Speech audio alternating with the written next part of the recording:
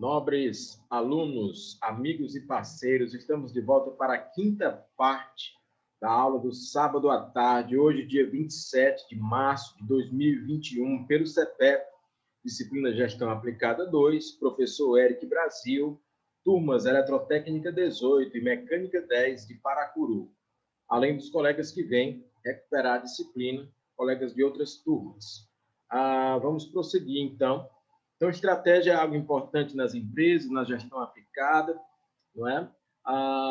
Existiram muitos estrategistas, pessoas sábias no aspecto de planejar os melhores caminhos, né, de definir, mesmo que tivessem ali menos recursos financeiros, menos contingente de pessoas, menos recursos materiais, mas com a estratégia melhor, conseguiram vencer.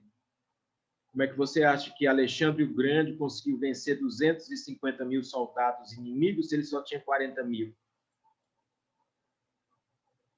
Uma melhor estratégia naquele momento.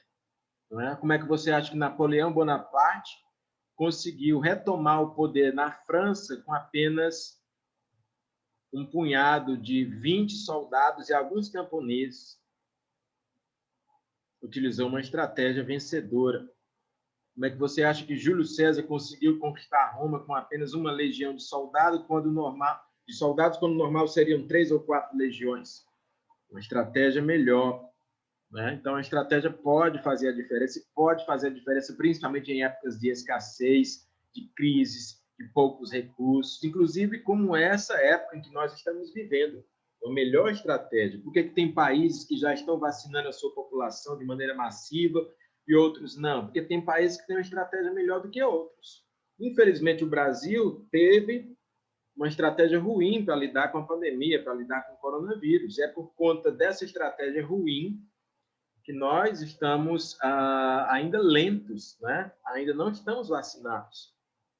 Outros países apanharam muito, mas já estão com uma estratégia melhor. Estados Unidos, por exemplo, apanharam muito, estão apanhando ainda, mas já tem uma estratégia bem definida para vacinar toda a sua população até julho deste ano, certo? Então, a estratégia também faz a diferença. Os colegas participando aqui no bate-papo, por isso que todas as empresas têm a descrição do negócio. Exatamente, Leonardo Souza participando aqui com a gente, né? O Raimundo Nonato queria falar alguma coisa no bloco anterior. Ainda quer falar, Raimundo Nonato? Pode falar. Não, professor, era só frisando o comentário do nosso colega aí, Wagner Filho, do professor também, sobre Troia, né? Como o professor mesmo frisou, ele não conseguia entrar nas muralhas de Troia, então usou o cavalo de Troia como uma boa estratégia, né? Para poder adentrar lá nas muralhas do inimigo e foi vencer lá a guerra lá. Então ele usou uma boa estratégia para poder vencer o inimigo, né? Porque acho que sem essa estratégia aí ele não conseguiria adentrar nas muralhas. Então foi uma boa estratégia, essa daí que eles bolaram e deu certo. Era só isso mesmo, professor.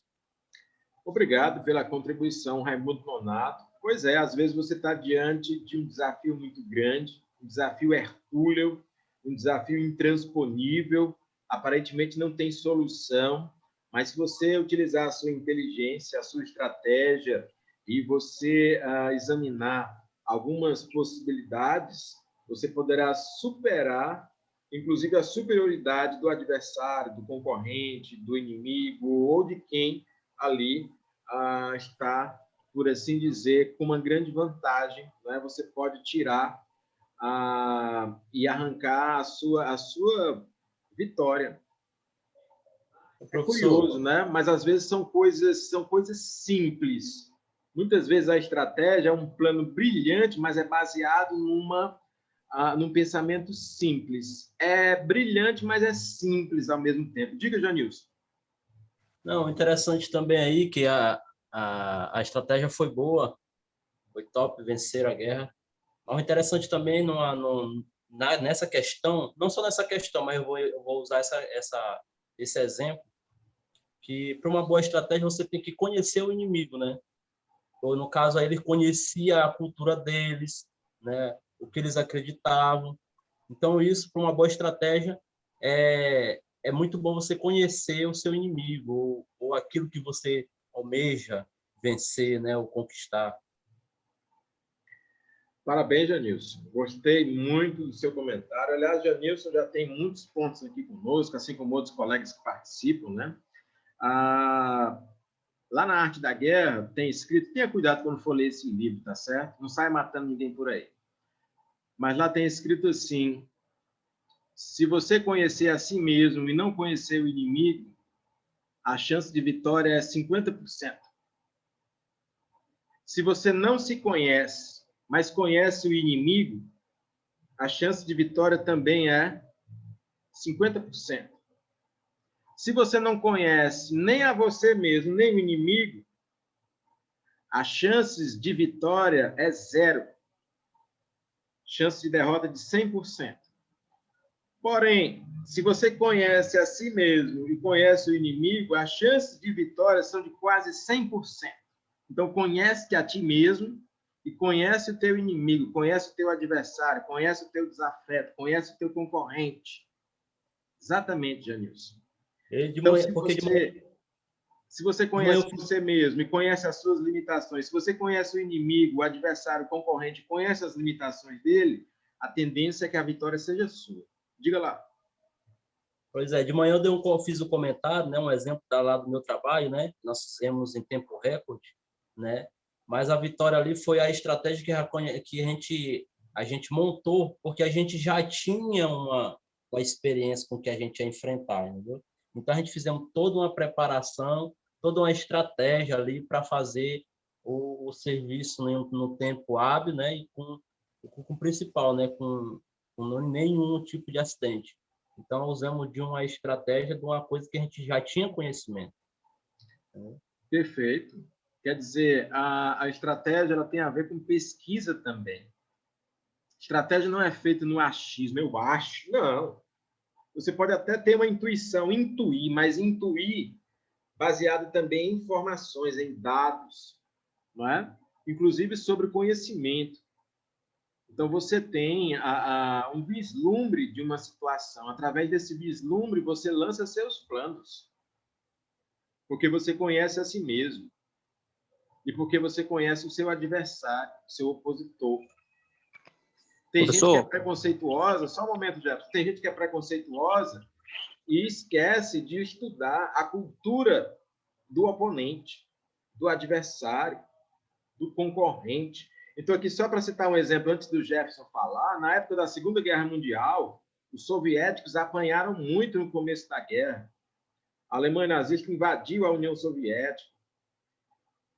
E os soviéticos tinham poucos equipamentos de combate no começo da guerra. Mas sabe o que foi que eles fizeram? Estratégia. Enquanto que os alemães tinham aviões, caças, né, muito agressivos que bombardeavam cidades da União Soviética, e os soviéticos tinham pouca artilharia, inclusive pouca artilharia antiaérea no começo da guerra, o que é que eles faziam? Eles faziam maquetes feitas de papelão ou madeira, pintavam de preto, colocavam no meio da neve, e quando os aviões alemães passavam, eles pensavam que eram baterias antiaéreas de verdade. E aí eles despejavam bombas ali naqueles pontos, desperdiçando assim as suas munições, as suas bombas. Os soviéticos, de maneira inteligente, esvaziavam o poderio militar alemão com essa estratégia, não é? Isso é estratégia, isso é inteligência. Quer dizer, o cara não tinha equipamento, não tinha recurso para construir um canhão, para construir uma bateria antiaérea naquele momento, aí fez de papelão. E como a visibilidade no inverno russo é muito ruim, os aviões alemães, quando passavam, pensavam que era de verdade e bombardeavam, desperdiçando ali as suas bombas. Diga, Jefferson, pode falar. Professor, é só mais para tirar uma dúvida minha aqui. No caso, na gestão aplicada 1 que a gente viu sobre o plano de contingência, né? Que é aquele plano que, no caso, se for, por exemplo, executar uma atividade, algo vier dar errado, né? A pessoa tem aquele plano B, né? O plano de contingência, como agir, né? A minha pergunta é, o plano de contingência, ela poderia ser considerado como uma estratégia? Sim, porque o plano de contingência faz parte do plano, da preparação, do planejamento, da programação. Você já tem aquilo na manga, né? É uma estratégia, com certeza. É uma estratégia adotada pelos samurais do Japão medieval. Samurai, de verdade, não usa uma espada, usa duas. A maioria dos samurais não sabiam ou não lutavam com duas espadas das mãos, não. Lutava só com uma. Só que todo samurai portava duas espadas, a espada longa e a espada curta.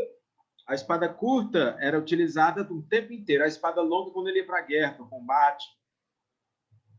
Mas sempre no campo de batalha ele portava as duas.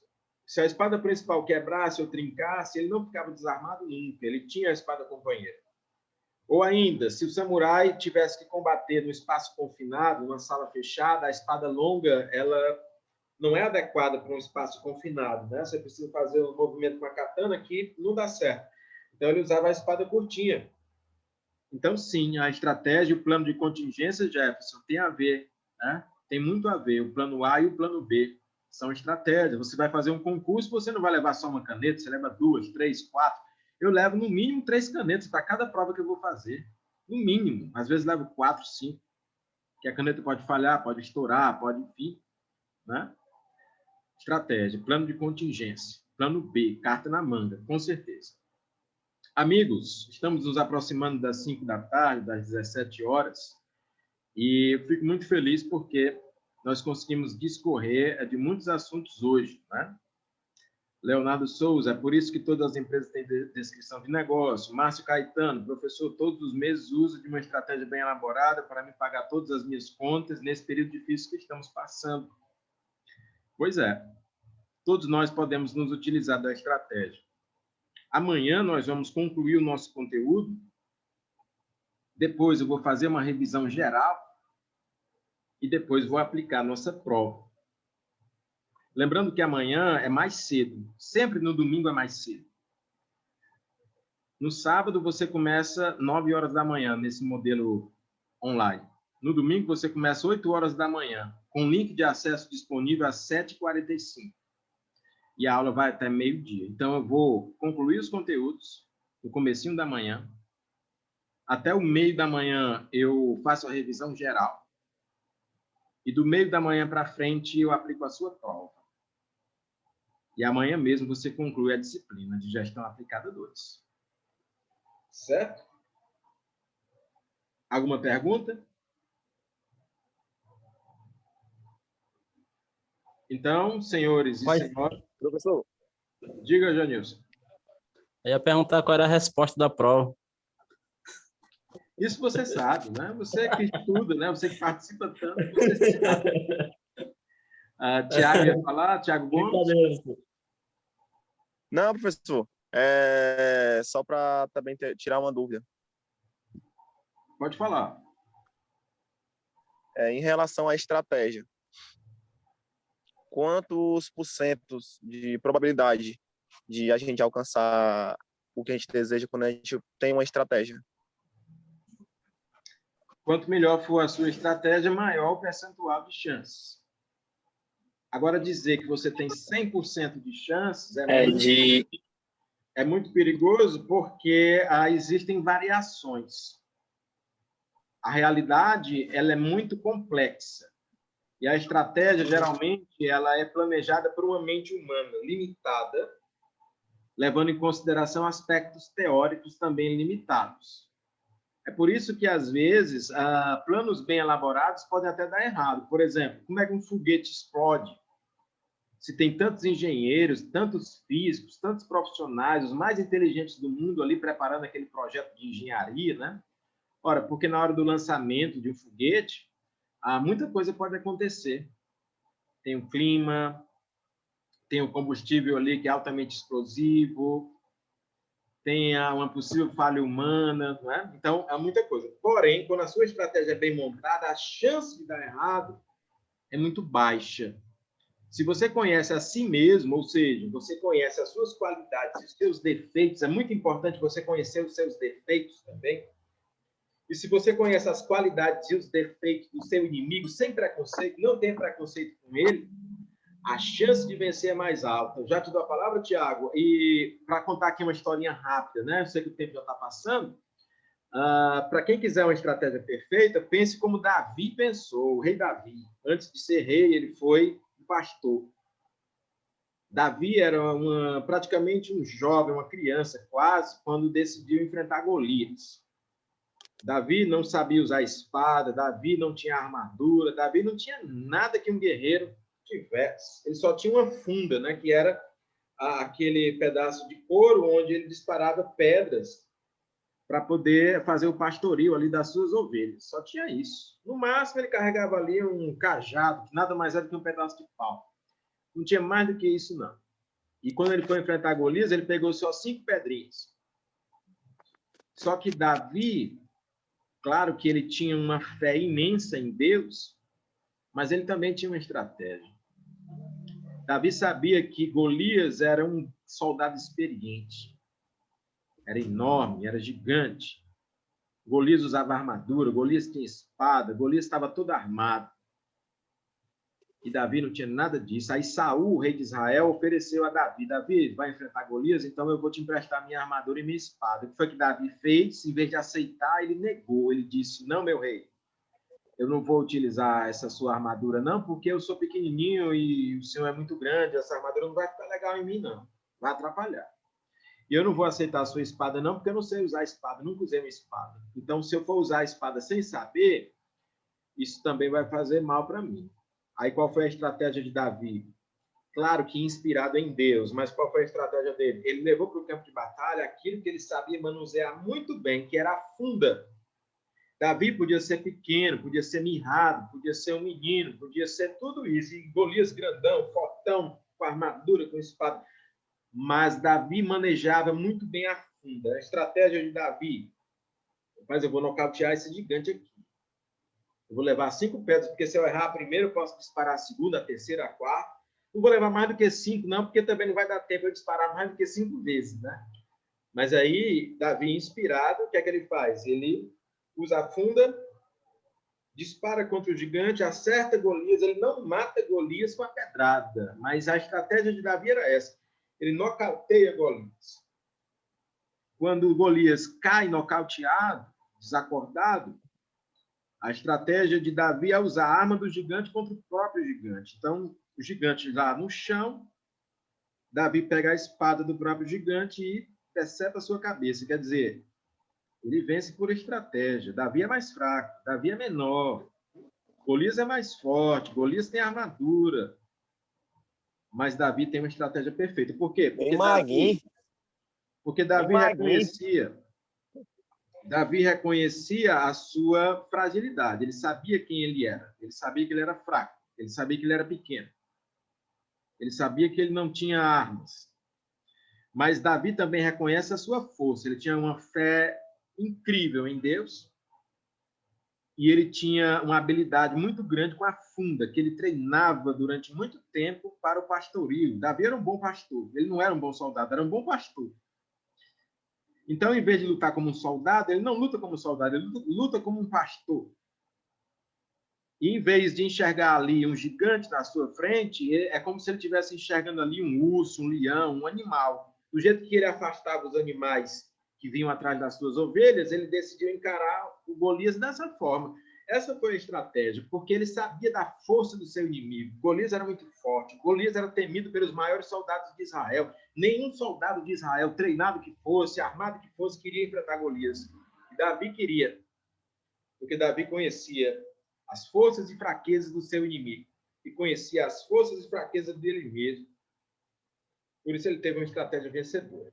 Diga lá, Tiago Gomes, só para finalizar, porque já estamos passando do horário. Só para ressaltar aí a importância da estratégia mesmo. A gente sabe que, mesmo com uma grande estratégia, um grande plano de antecipação, a gente corre o risco de errar, né, e não dar certo.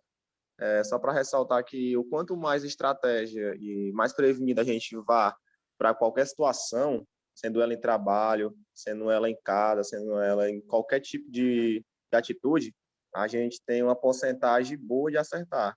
Mas lembrando que nada é 100%, porque Pronto. os imprevistos acontecem e a gente tem que estar preparado para eles, entendeu? Por isso que Davi não levou uma pedra, levou 5 pedras. Ele acertou a primeira, mas ele poderia ter errado. Então ele teria a segunda para disparar, a terceira. Mas também não levou mais do que 5, porque ele acreditava que aquilo era o suficiente. Mas ele tinha o plano A, o plano B, o plano C, o plano D, né? 5 chances. Amigos, obrigado pela vossa presença e participação. Amanhã iniciamos às 8 em ponto. Link de acesso às 7h45 da manhã. Fiquem com Deus. Boa sorte. Obrigado, professor. Bom final de tarde aí.